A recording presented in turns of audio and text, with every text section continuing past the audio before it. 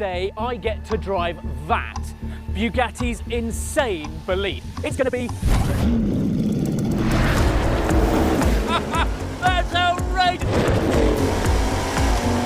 It just pins you back and it just keeps pinning. We'll get back to the driving soon. Promise. We're at Paul Ricard with Bugatti's monstrous 1600 horsepower track-only hypercar. It's not a race car, but it is treated like one. Mechanics swarm over it. It has an appetite for fuel, tyres, laptops and cooling fans. Later, I'll have a catch-up with Mate Rimac, but for uninterrupted, flat-out lap. Little bit apprehensive about this. What do I, before I even get in, what do I need to Sit in, click it off and hold on tight. That's outrageous! Let the pin speed off and it is your slip. Nothing intimidating about that in a £4 million hypercar. Going into the fast one at the back. It feels so planted, the steering's quite light. You don't get so much sense of it like that. The brakes, so much downforce, so much pressure put down into the tyres.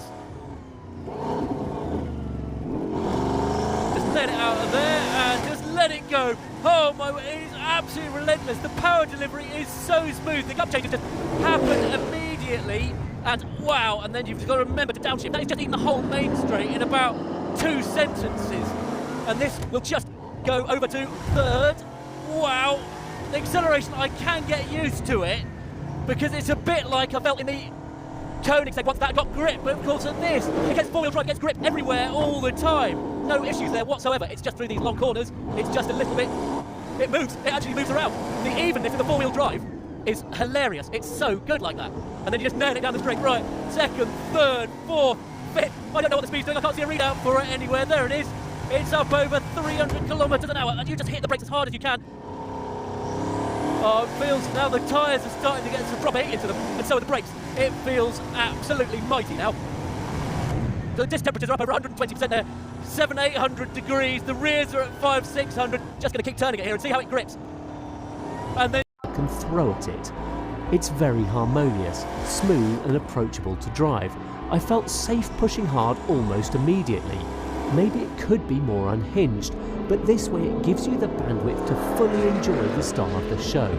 The last ever outing of Bugatti's remarkable 8-litre quad-turbo W16 engine.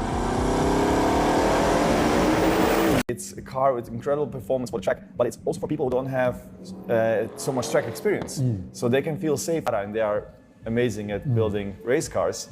And you know, if you look at race cars, there are these fascinating things, but it's not a Bugatti. Like usually carbon fiber for these kind of cars is very different from road cars, like it has less layers, it's VV and so on. And when we did this thing, a race car with the performance of a race car, and this is exactly what the Bugatti race car should be. Like, you know, this crazy, raw, like bonkers thing with the W16 smashed into a very small, you know, car around it. So basically what we did was take a Chiron Supersport, strip out everything.